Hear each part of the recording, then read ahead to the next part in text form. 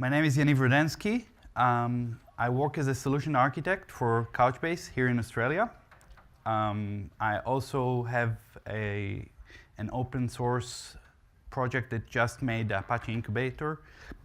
And most of my life for the last 7 years were around dealing with data, mostly big data, and working on analytics projects.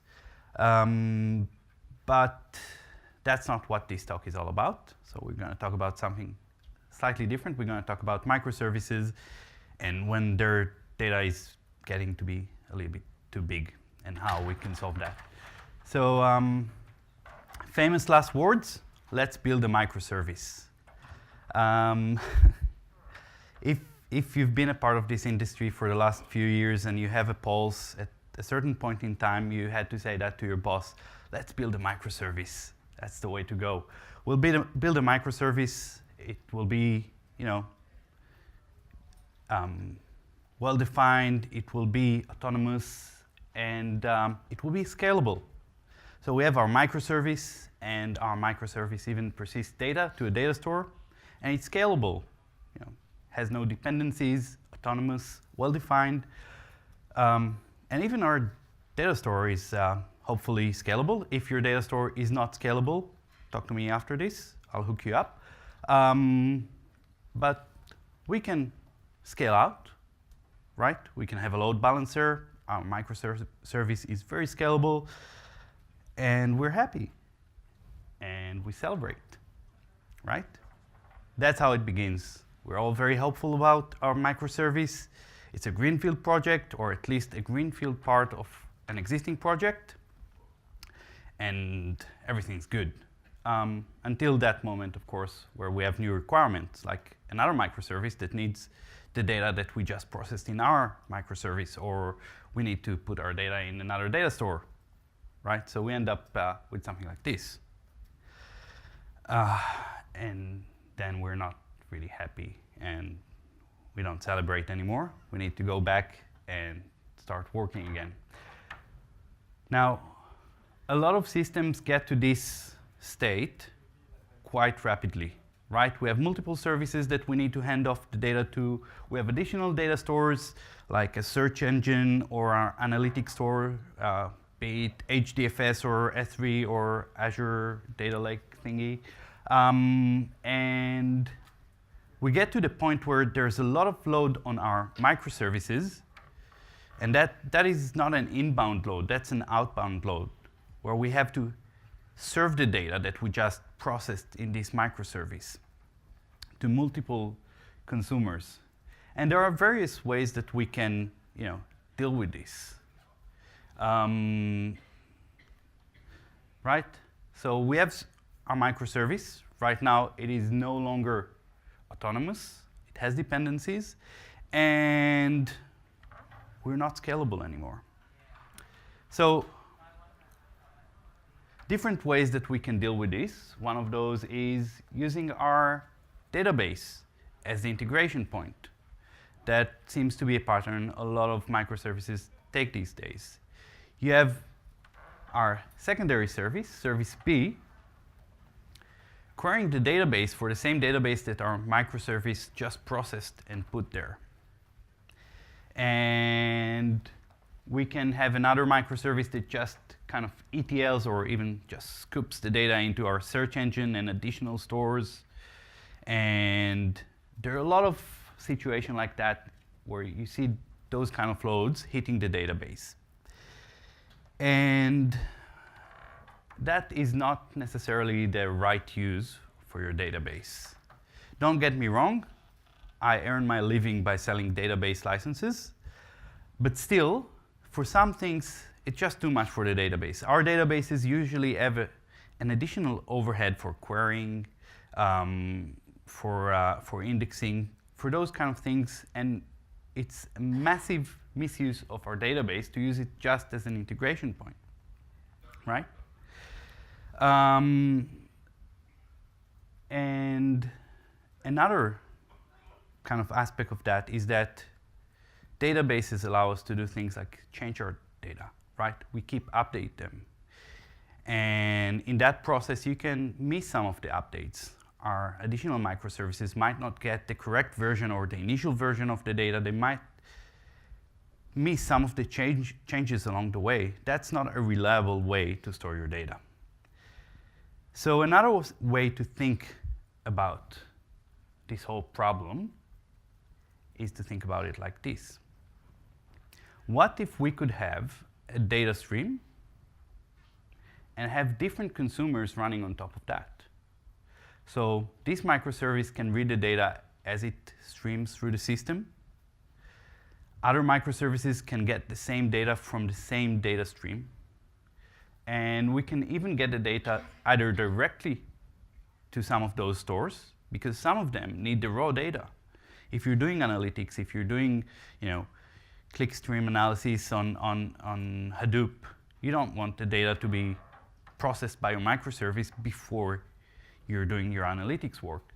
So you can do that, but you can also have your microservices processing the data, storing it in the database for what a database should be used, right? Our data as it should be stored and reflects the point in time that we're looking at. And if you need to integrate one data store with another, you can still go through the same stream.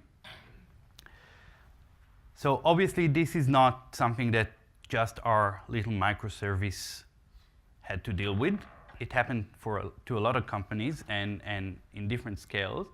And at a certain point in time, it happened to LinkedIn. So LinkedIn, around 2010, hit a very similar problem, and I'm going to show you a couple of diagrams coming from LinkedIn and the problem that they dealt with. And the solution that they had was Apache Kafka. And Apache Kafka is a transaction log system. I'm going to continue and repeat the words transaction log, and that's because transaction log usually is something that we use in another part of the system. Which one is that? Someone said the relational database. Databases.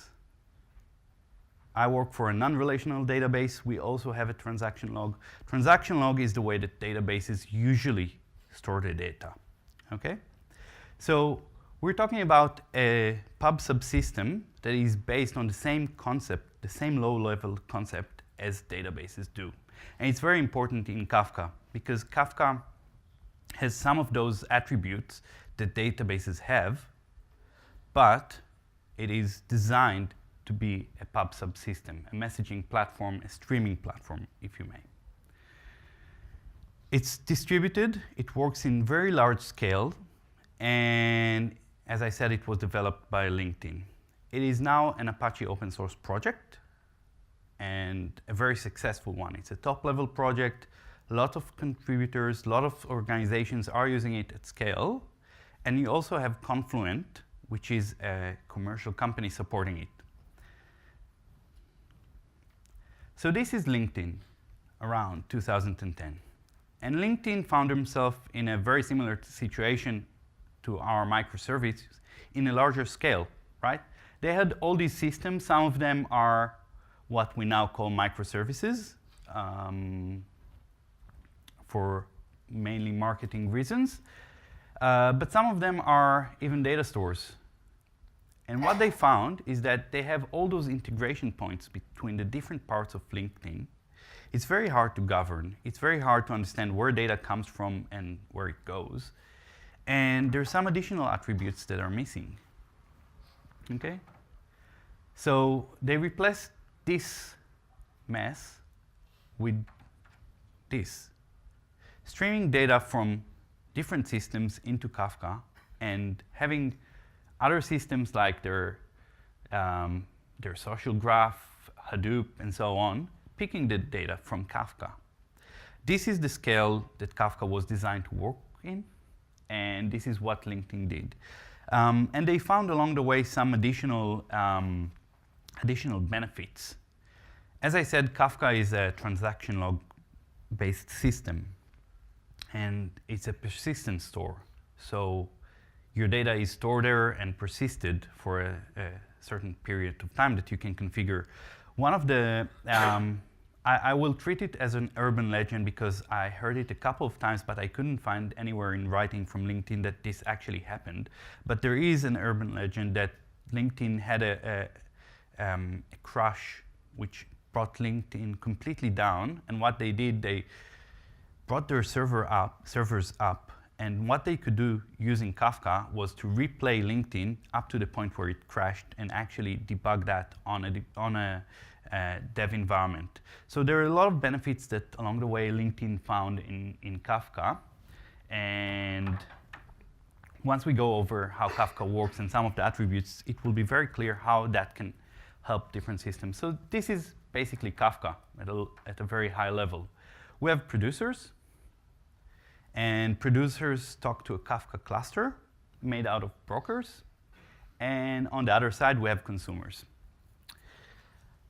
And our producers write the data into topics. Topics are basically our streams of data inside our Kafka clusters.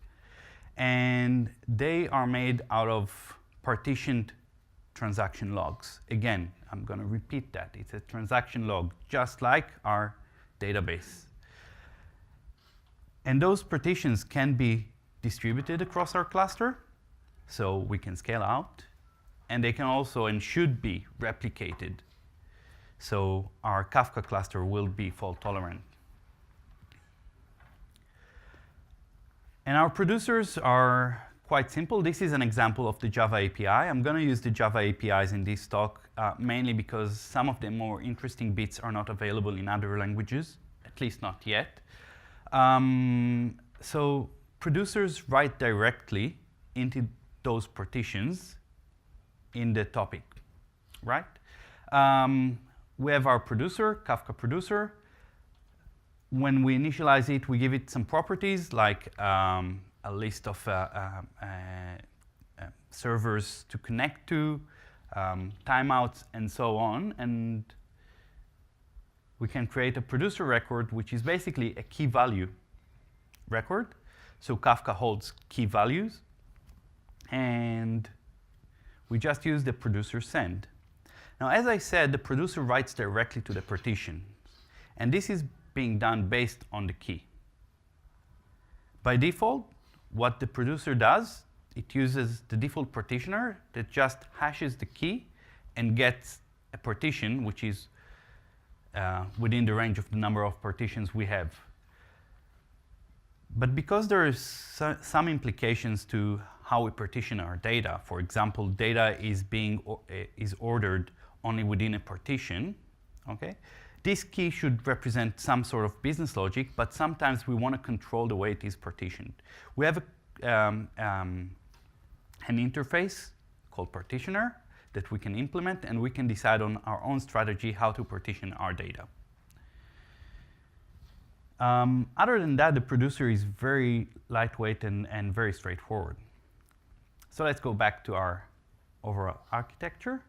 And let's talk about our consumers. Our consumers are slightly more complex and a little bit more powerful. When we talk about consumers in Kafka, we can actually have single consumers, but we can also have what we call consumer groups. And our consumers do a lot of the heavy lifting. This is one of the things that makes Kafka very scalable.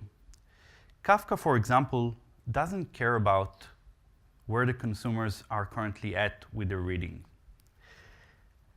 When we write into Kafka, into our topics, okay, our messages are being stored as bytes on disk with what we call an offset. It's just like an index in an array. And while reading, our consumers manage their current offset. So Kafka doesn't need to keep trace of who's reading what.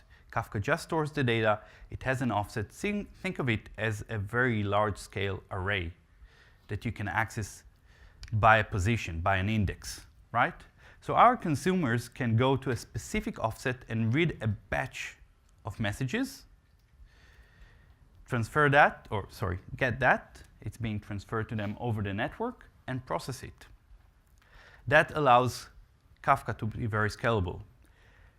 When we initialize our consumer in our property, we can give it the group ID. And the group ID basically associates that with a consumer group. So we can have our microservice, all of the instances of our microservice, initialized with the same group ID, and they can read different parts of the stream, right? They can balance the load amongst themselves. So this is our consumer, Kafka consumer, and we initialize it with the properties. We call subscribes to a list of topics, right? We can read more than one topics. And this is very common pattern. We just loop and poll for new messages, okay? So we can either manage the offset ourselves or let the API do that for us. For consumer groups, what the APIs do is store the offset in a Kafka topic. So this is Kafka 101. Now we have producers, we have consumers group. We can scale our microservices. We can actually solve some of the problems we already talked about, right? We can stream all our data into Kafka, be it from another microservice or our client systems. We can read in a scalable manner. So we actually solved a big part of the problems that we already had. But wait, there's more. I love that guy. I still haven't bought any of the renovator stuff, but one day I will. Okay, so we actually have a much better or much more advanced consumer in Kafka that I want to talk to you about. And I think that for applications like microservices, this is actually very beneficial.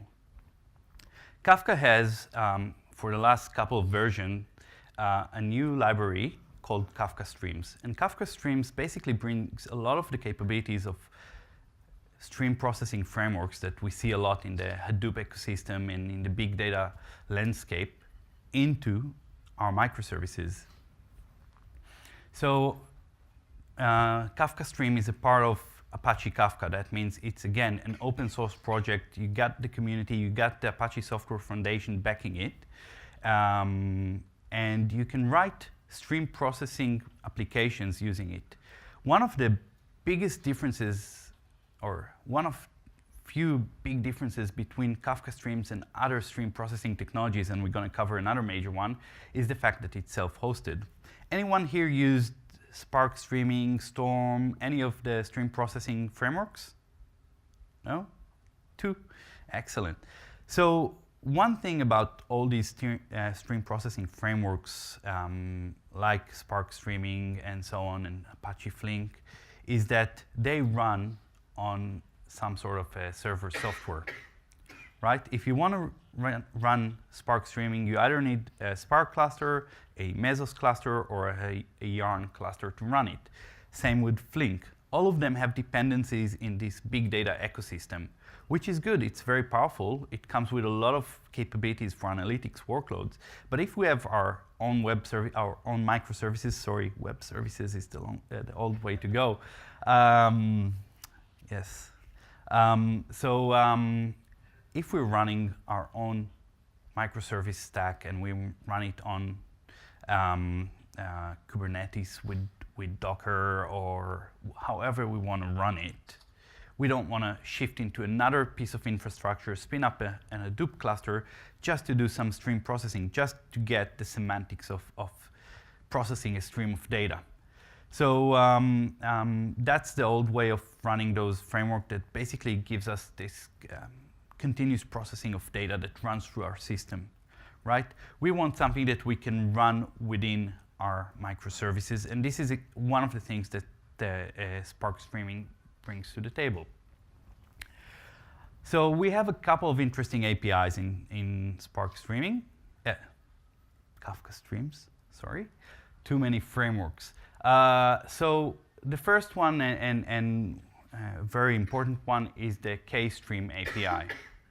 KStream is basically a stream of data that runs through our system. it is built on top of our consumers, so it has the same restrictions or the same attributes as our consumers.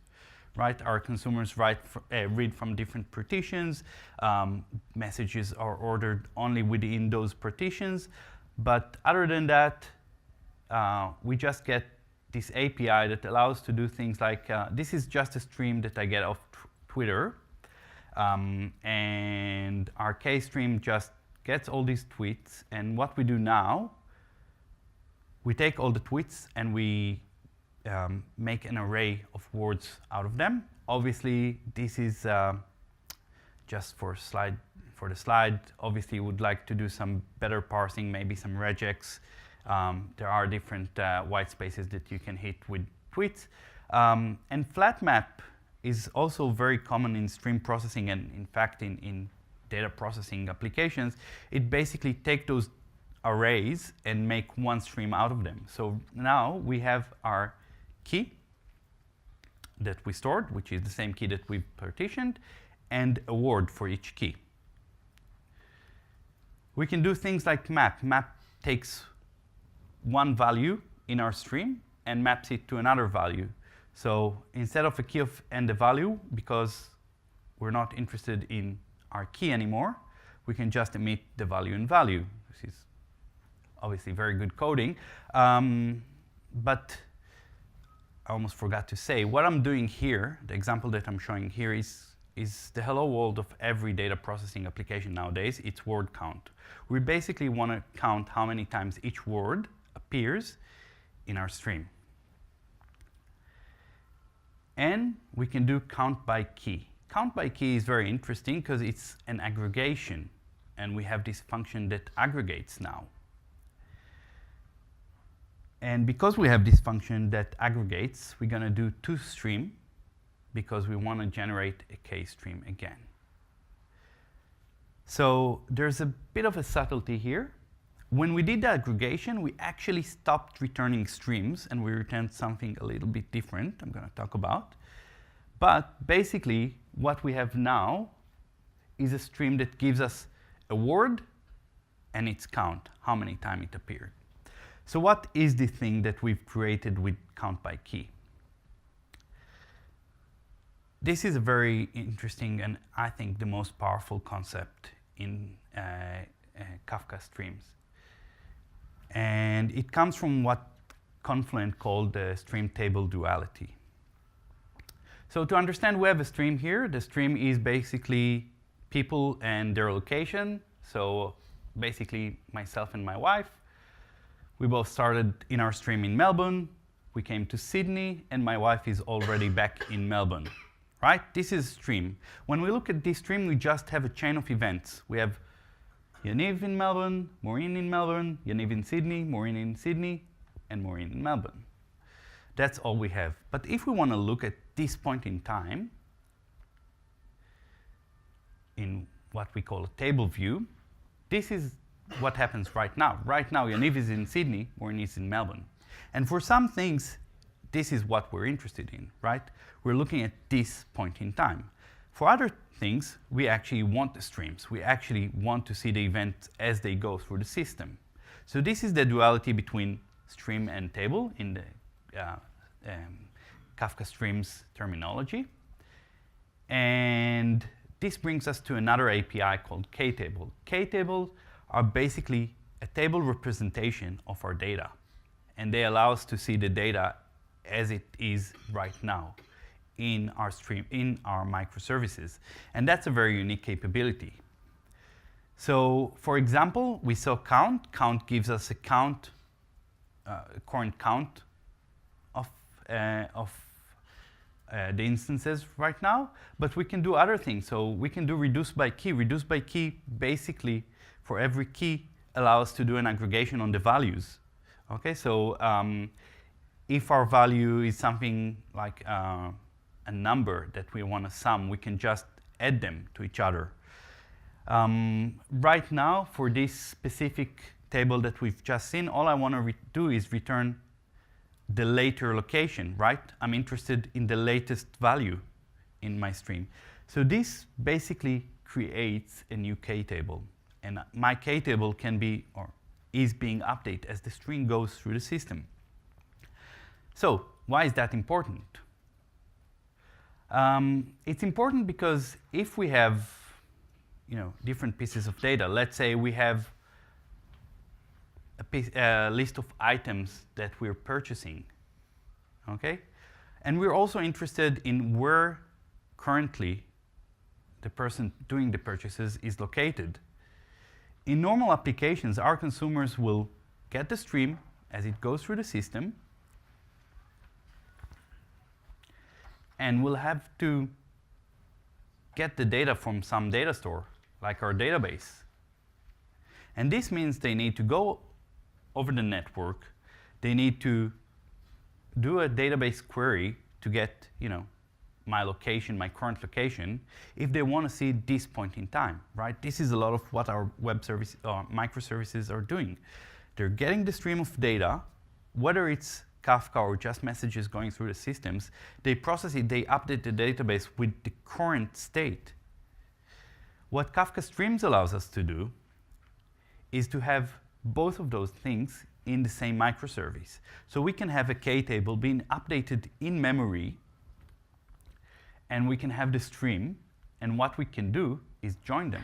And we can have a new stream that contains this in-memory data that is a current representation of what's going on in our application right now. Yaniv is in Sydney, Maureen is in Melbourne, and this is why I can spend my money on a new MacBook that I obviously do not need.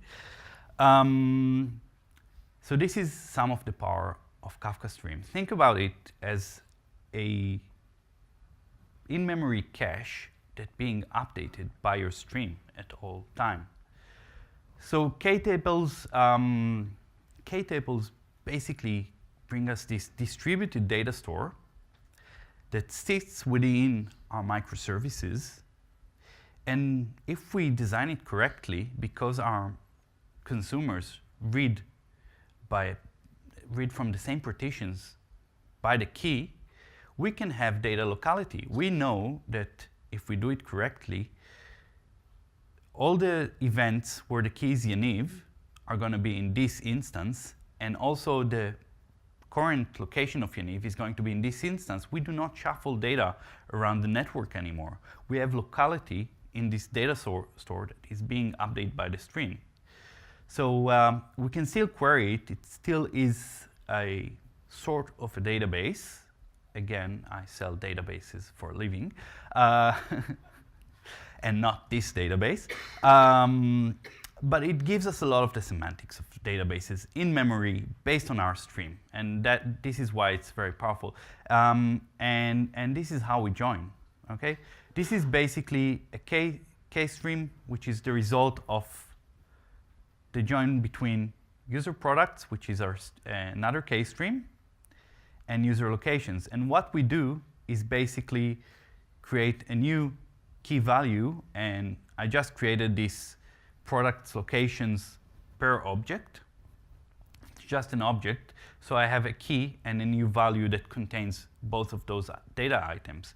It's very simple, very straightforward. In other languages, once this API will be available, I'm sure you can do things like using tuples and so on. Yes? The joining is still done within Kafka, not on the client side. It's being done, so I'll repeat the question. The joining is is the joining being done by Kafka? It's being done by Kafka Streams, right? It's the API that does it within your microservice. Those are two different, basically what we're doing here, we're reading from two different topics. One is the locations topics, one is the product topics, right? Kafka is unaware of that. But what happens is, because both of them has the same key, and consumers read by key because they read a partition, we know that the same key will be locally on the same instance of our microservice, right? So if we scale it and we have more consumers reading more partitions, then we know that they still keep that locality. One caveat in that is that sometimes you cannot do that, and there's a K global table, which allows you to do which allows Kafka Streams to do the shuffling if needed. So you can actually have the same table represented in multiple instances. It's a bit more complex API. You sacrifice performance, but sometimes you cannot partition to cater to those needs. Okay? Yes, you had another question? Not sure if it's time for it too early, but like feature parity across languages when it comes to tables. You mentioned that Java. You mentioned that Java is like where all the interesting stuff is. But Yes, mainly any Kafka plans, streams. anything happening, especially with streams for the other language? So I know that the consumer and producer APIs are supported in multiple languages. I don't work for Confluent. I'm not involved in this project. I'm just a heavy user of it, but it's definitely something you can find out on the Google groups, and you can ping them. As far as I know, they haven't published any plans right now, but it wouldn't surprise me if they will support some other popular languages. I would assume that at a certain point it will get to Python, because Python is very, very popular in this space. Yeah, so, okay. Okay, so we've, again, solved a lot of the problems that we had in this slide. We have another problem if we go beyond our microservices, and that's the problem that we have more than one data store that needs our data. And that's also a very common thing, especially today in the polyglot storage era, right? We have multiple data stores that needs the same data. Sometimes they need the data after it was transformed, but sometimes they just need the same data. So Kafka can also help with that. And sorry, one point that I forgot to make clear is that when you need the data transformed, you also want a lot of the time, one master data store that is the source of truth for your application. So you might want to write to your database and then replicate it to the different stores. Okay? So what we really want is a way to take data from our database, our master database, and somehow stream it into additional data stores, like our search engine, like our Elastic or Solar or whatever search engine we're using, or whatever additional data stores we're using. So one way to do that would be to have just microservices shuffling data from one store to another. And we can use Kafka for that. Kafka gives us additional durability. It's a good way to transfer data from point to point, especially if you want to move it between places. But Kafka actually has another sub-project called Kafka Connect, which does all that work for us. So Kafka Connect allows us to set up connectors that can read from data stores. They're called sources, and write to other data sources. These are called sinks. Okay? And Kafka Connect is basically a tool to stream data from one data store or one data source to Kafka, and from Kafka to other destinations. And that could be many-to-many, one-to-many, whatever you like. Okay?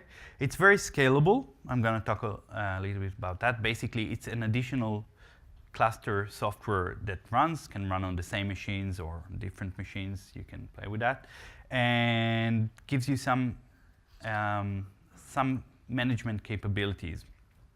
Okay, it's very easy to replicate data from and to Kafka using Kafka Connect. So as I said, in order to do that, we have the connectors. Connectors are basically implementation of a few interfaces that deal with all of the technicalities that you need to do. There is a really growing list of connectors for almost any data store that you can think of, that include things like SQL Server, Twitter, the Twitter Firehose. You just have a connector that you can stream data directly into Kafka without writing code. Almost any database that you can think of. I've looked into doing things like DB2 for a large financial client, and really the worst kind of data stores that you can imagine. There might be some sort of support. Some of the support is commercial and you have to pay for it, especially when you're dealing with the likes of IBM. And some is open source, and a lot of good open source software out there. But you can implement yourself. Another caveat here is that you should really know the data stores that you're working with. So for example, I've seen some implementation that just query a database and just putting additional load on the database. There is one, for example, for Couchbase, and Couchbase emits something we call DCP, Data Change Protocol. It's basically the data as it streams into Couchbase. We also have an API that publish it to whoever wants to read, and that's the way that we wrote the Kafka source, for example. So, but the technicalities of implementing a connector are very simple. It really is just a few APIs that you need to implement, as long as you know the data stores that you're working with. So, for example, the Couchbase connector, this is literally all you need to do is to take the jar, you put it in a pre-configured folder. That's your connector. You have that. Now Kafka Connect can use that jar to stream data, and you configure it. So if you want to configure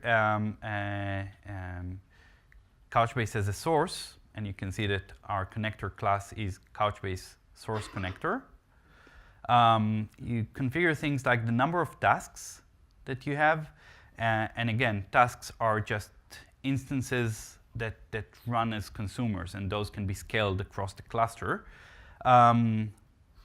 Connection to the cluster, the bucket. So bucket is basically a logical key space in Couchbase. It's the unit we store data. That could be a table in other databases. That could be collection in other databases, whatever the database call. And the topic that we stream the data to. That's all you need in order to stream a Couchbase bucket into Kafka. Literally, we got production sites working with a little bit more configuration. There's some SSL configuration that you can add, but literally not more than that. And you have your data streaming from your database into Kafka. Very similarly, you can connect on the other side and just stream your data into your search engine, graph database, Hadoop cluster. And one of the initial workloads that Kafka was built to cater for was actually offloading data into Hadoop. So Kafka has a lot of built-in APIs. The old project is called Camus, after Albert Camus, because when you start with those type of names, it's very hard to switch theme. But there's a new implementation of that, so it's very easy. So now I think we can do this. We can get from the point where our microservices are coupled to each other and we need to do a lot of shuffling of data around into this world where we have a stream of data. We can have our microservices do actually a lot more than what they've done before, right? We can use the K-tables. We can have these kind of live caches within our applications. We can do very expressive processing on top of our data, run it on Kubernetes, Docker Swarm, wherever we want to run it without changing anything in our code. We can process the data here, put it in a data store, and use Kafka to stream it to other systems, or just stream the data directly from Kafka. So I think we're in pretty good shape. But wait, there's more. Yes? Sorry, just on the previous slide. So is the data going to the database through the connect? So here, for example, and we can interpret that. That's the beauty of art, right? So here I meant that our microservices stored the data into our very scalable database, who we will not name, and the database can just replicate itself to a search engine, for example, using Kafka Connect. But it might as well be that the search engine need the raw data and just picks the same data streams as the microservices using Kafka Connect, right? So we can play around. So those are the different. Yes, exactly. So you can do that. I didn't repeat the question. Sorry. So the question was if the data goes directly through Kafka Connect to the database or not. So kind of the last thing I want to go through with you is the Confluent platform, because there is literally so much more to Kafka than we can cover in 1 hour.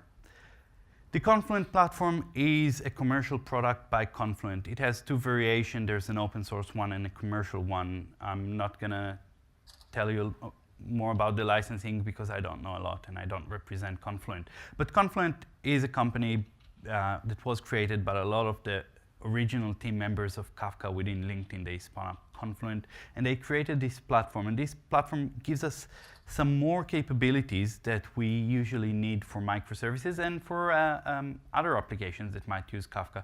So here we have the Kafka core, right? Apache Kafka. It contains Kafka itself, Kafka streams, and Kafka Connect. So those are core Apache projects. Don't need to pay anything. You don't need to download it from Confluent. You have everything available on the Apache repositories and so on.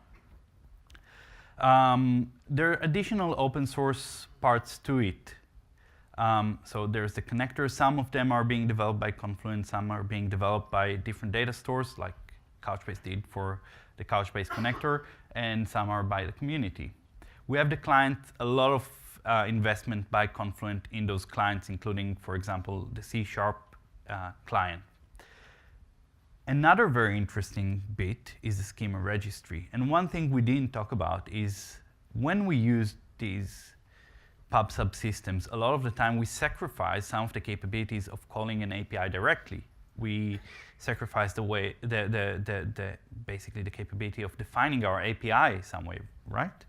When we stream data to Kafka, at the end of the day for Kafka, it's a key and few bytes that it needs to store. That's all Kafka knows about our data. The schema registry allows us to use Kafka, but also use a format called Avro. Anyone here ever used or know Avro? So Avro is a serialization format, and if we serialize to Avro and we configure through our producers the schema registry, what will happen is the first time, we can either push a schema for a topic, or the first time we serialize an object to a topic, it will store the schema for us. And sorry, there's an additional API call that you need to do with your object for it to send a schema. But that allows us to basically have a schema for our topic. And Avro is a very powerful but also very complex way to manage schemas. Avro has different capabilities like backward compatibility, forward compatibility, or you can decide not to be compatible at all, but still have your schema stored. So this is one thing, for example, that Kafka does very well. It brings us back to the WSDL days, right, where we have our schemas becoming monstrosities. But still, it's a fairly common need in microservices and in services applications. We have what they call REST proxy, which is a quasi-REST API to store data into Kafka. So if you want to send directly from a client that only knows HTTP, like JavaScript, you can still do that. I wouldn't necessarily recommend that, but it still is a possibility. And going into the Confluent platform, we have things like the control center that allows us to monitor and govern our Kafka clusters. Another bit of Kafka, of the open source project, is a project called Mirror Maker. Mirror Maker is basically Kafka to Kafka replication. That allows us to replicate data between two Kafka clusters located, for example, in two data centers.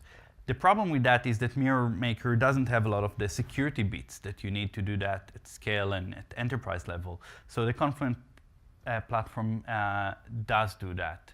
And they have a lot of really interesting bits coming all the time. They have enterprise level support, and that really allows us to use Kafka in heavier loads, right?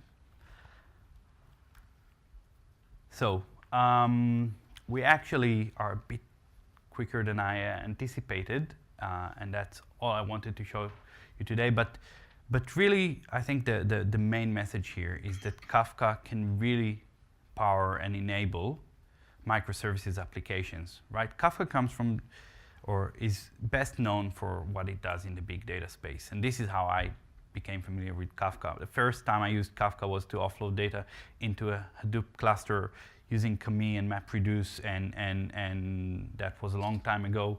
And as I worked more and more with Kafka, I realized that other applications that I'm doing, like services, can really benefit from Kafka. So that was my journey. It's a very powerful system. It's a transaction log-based pub/sub system. Remember that. It's not a full-blown database, but it has some of the main concept of database stores. Another interesting bit that just came in the last couple of versions is exactly one delivery guarantee. Okay, so we can have exactly one delivery with Kafka. Obviously, with those things, and for those of you who remember the days of distributed transactions, there's a lot of overhead for that, and there's no black magic here. Kafka also, I believe, I actually didn't use that in large scale, just played around with it, but Kafka will probably suffer from the same pains of scaling transactions, but it does have that. It has that power of a true data store that runs in scale. We have very powerful clients. If you're not using Kafka streams, the C#, the Python, the Go APIs are also supported by Confluent. Okay, so you're not just sacrificing by not using Java, it's just the streams APIs. Yes? I thought you said the streaming is available for C#. No, the streaming is the only one that is not available. So if you're using other languages and you're not going to use Kafka streams, then they are fully supported by Confluent and the community. And yes. Thing about Avro and multiple versions of Kafka. So I've been involved with people using Kafka from C#, and even Avro seemed like a problem, like so many versions of the Avro serialization, and Kafka itself. And did you see this? I think you haven't tried it with C#, but did you see similar issues with versioning and Avro in Kafka? Yes, I've seen issues with Avro versioning and actually the Avro jars outside of Kafka in the Hadoop world. So it is a common issue. My only suggestion, and the question was regarding Avro breaks between versions sometimes. It's actually common for a lot of those formats. I've seen that with Parquet as well. So the problem is sometimes that they're changing the underlying, the actual underlying format, and that sometimes break. My only suggestion for you is, and in this world, the open source world, you have to be a little bit braver and go on the Google groups and have those discussions and get the support from the committers. There are quite a few resources, and all of them available through the Confluent website. So that's the only advice. If something is breaking, they also support, as I said, and this is one of the implications of having fully support Apache project. You have a mailing list. You have a lot of the time Google groups, and those are the places to get an answer. The mailing list, people will answer you. Okay, so that's the way to go with that. Okay.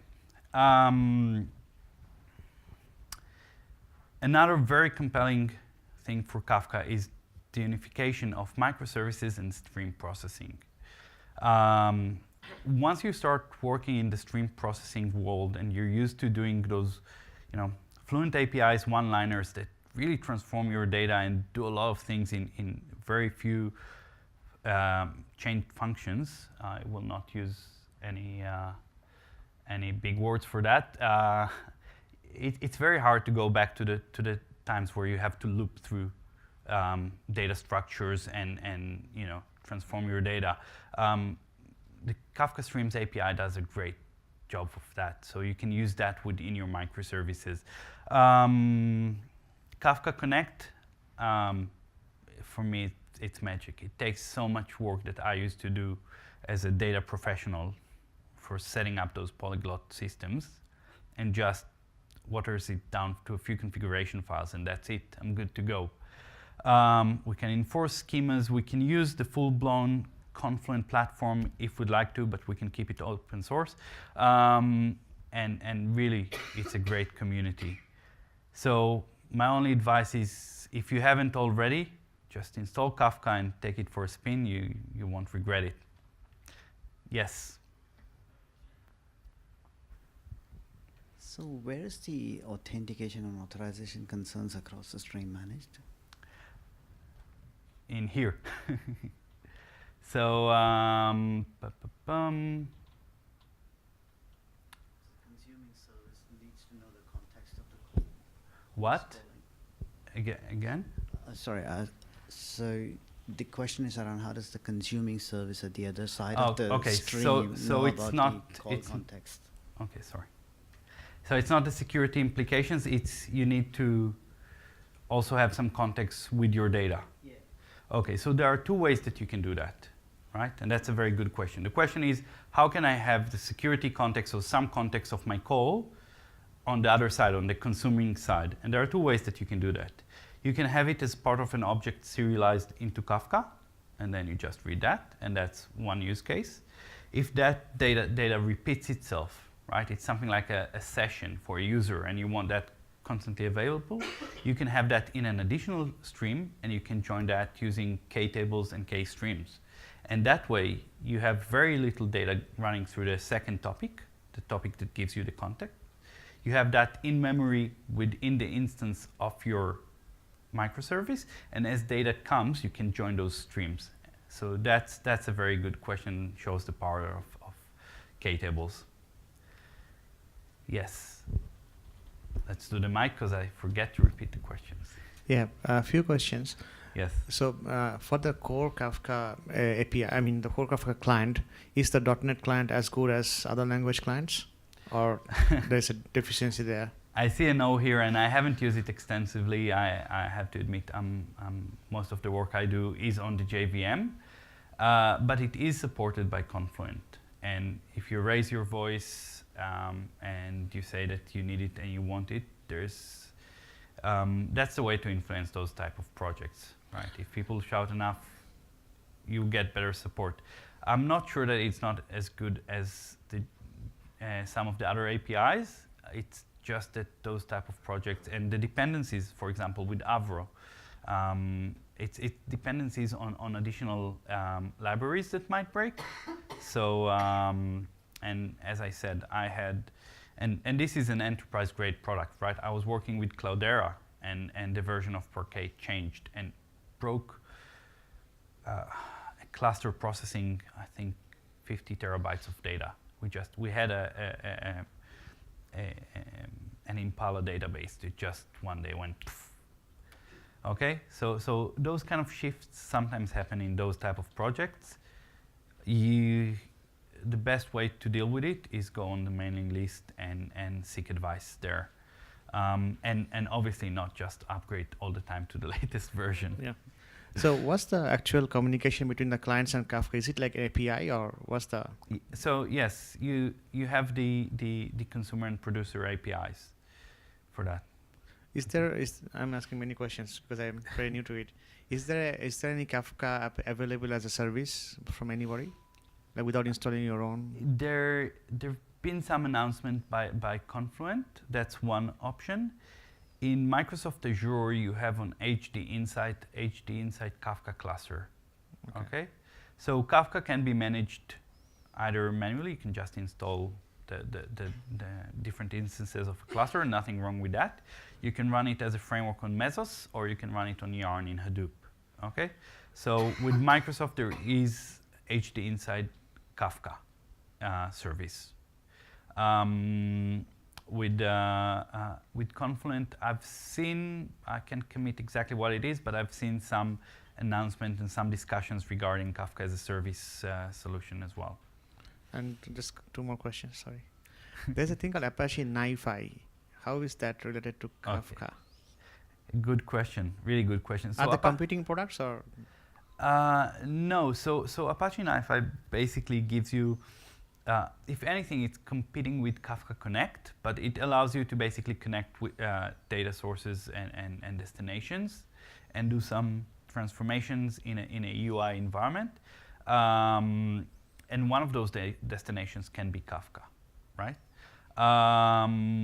NiFi itself that is not backed by any stores like Kafka that gives you that, transaction log capability, gives you that, all those powerful guarantees about delivery. But it's a very interesting project itself. If you're using it at this scale, my go-to approach, and I haven't used it in this scale at all, would probably looking into streaming the data through NiFi to Kafka. Okay. And what did you use to create those slides? They were really good, though. It's an app called Paper, Okay, and I used my daughter's iPad for that. Okay. She's here if you want to borrow her iPad. So that's it. Any more questions? Yes. Thanks. Those K streams and K tables, are they maintained in the memory of the client code that has that code? Yes. Yes. So the K table is maintained in the instances of your Kafka Streams application. That can be any application, right? It doesn't. The one thing is here is that it can do some other code outside that API, if you need to, but you can also run that API within your Java application right now. Hopefully soon other languages.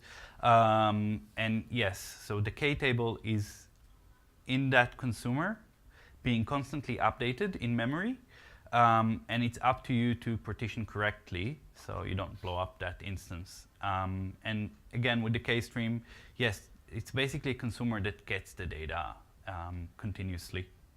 Okay. How do you handle snapshotting? So if your consumer restarts and they lose it because it's just in memory, how's that handled? Because you probably don't want to consume from the beginning of the stream. It would be very long. So that is being managed by the offset. Okay, and again, I don't want to get too deeply into the delivery guarantees, but yes, that is something that with the offset that is being persisted in a Kafka topic as well, Kafka and potentially some additional more complex mechanisms depending on your guarantees, this is how it's being managed. But yes, this is definitely something that Kafka Streams manages. Yeah. Thanks. Yes, 1 second. Let's get you the mic. Are these slides going to be available online? Yes, they're going to be available online.